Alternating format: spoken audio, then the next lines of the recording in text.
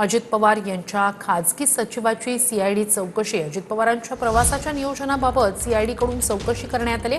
CID अधिकाऱ्यांनी अजित पवारांचे खाजगी सचिव यांच्याकडून बारामती दौऱ्यासंदर्भात सगळी माहिती घेतली। 28 जानेवारी रोजी अजित पवारांच्या दौऱ्याबाबत माहिती घेण्यासाठी सीआयडी अधिकाऱ्यांकडून चौकशी झाल्याची बाब समोर येते। 27 जानेवारीच्या रात्री दौऱ्याबाबत काही चर्चा झाली होती का, या संदर्भात सुद्धा अधिकाऱ्यांनी चौकशी केल्याचं कळतंय। अजित पवारांच्या प्रवासाचं नियोजन कसं आणि कुणी केलं होतं याबाबत सुद्धा विचारपूस करण्यात आली आहे।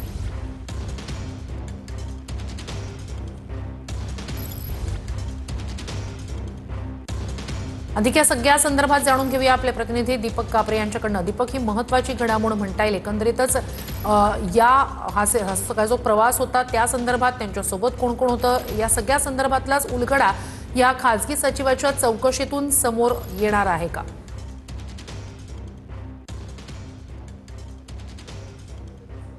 नक्कीच उपमुख्यमंत्री अजित पवार यांची खाजगी सचिवाकडे सीआयडीने चौकशी केलेली माहिती मिळत आहे। एकंदरीतच 27 जानेवारीच्या रात्री खाजगी सचिवांकडे नियोजित दौरे असतात। या नियोजित दौऱ्यांच्या संदर्भात अजित पवार त्यांच्याशी काय बोलले होते काय याची देखील माहिती सीआयडीने घेतलेली आहे। एकंदरीतच 28 तारखेला हा अपघात झालेला आहे, परंतु काल ही चौकशी तब्बल 4 तास झालेली समजत आहे। सीआयडीने या संदर्भातले जे दौऱ्याचं नियोजन कसं असतं या संदर्भात देखील माहिती घेतलेले समजते। एकंदरीतच ही चौकशी जे खाजगी सचिव आहेत यांच्याकडे ही चौकशी 4 तास चाललेली माहिती देखील समजत आहे, परंतु 27 तारखेला संध्याकाळी कशा पद्धतीचं विमानाचं नियोजन असतं किंवा दौऱ्याचं कशा पद्धतीने नियोजन केलं जातं हे महत्त्वाचे जे सीआयडीचे मुद्दे होते, या मुद्दे प्रमुखतः ज्या खाजगी सचिव आहेत यांच्याकडे विचारण्यात आलेले आहेत।